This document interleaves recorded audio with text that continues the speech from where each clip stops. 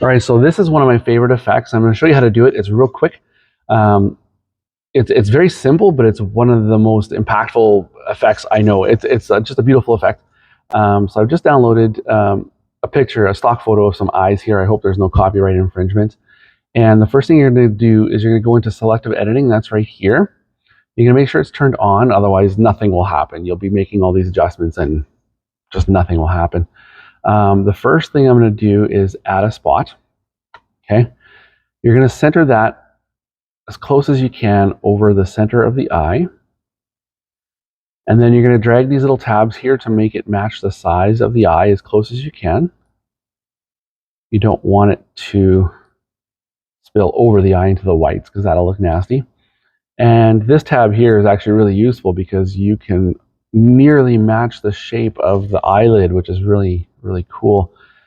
Now, right now it's only going to affect mostly around the pupil, which I don't want. I want it to affect most of the eye. So what you're going to do is you're going to go into spot size. And I'm just going to take a guess here, 34. No, I'm a little bit off. Let's go 40. Make it as big and as close to the size of the eye as you can. So now I have this shape that's going to be affected. And what do we want to do? I'm going to go into color and light. And I've already got my strength set to 100. That's just where I have it defaulted to. And then I'm going to pick a color, okay? So I'm going to make this eye orange.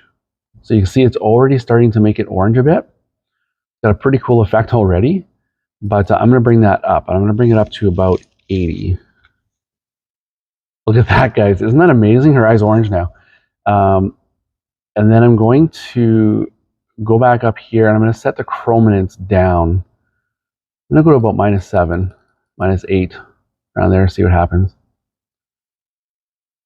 That's it, guys. It's that simple to change the color of an eye. So you can play with these tools, guys, to make the effect the way you want it.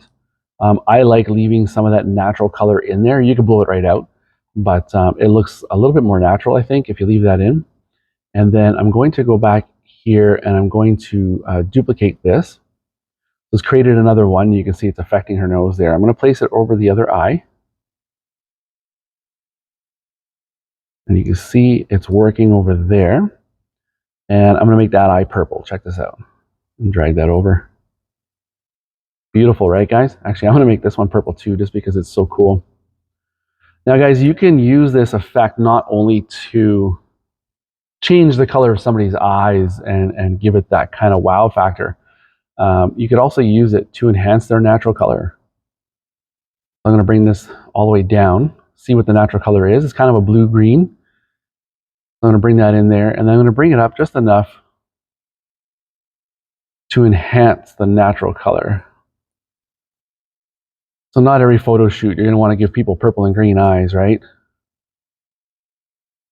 But look at this. I'm going to actually turn this one off so you can see the natural color versus the enhanced color. So you could do that, guys. You could use it just to enhance people's eye color.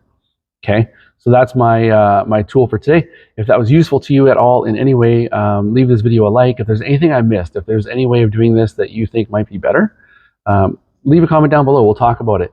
And if you want to see more cool tools like this on RawTherapee and how to get some cool effects like this, just subscribe to the channel and watch whatever video YouTube tells you to watch up here. It knows you better than I do.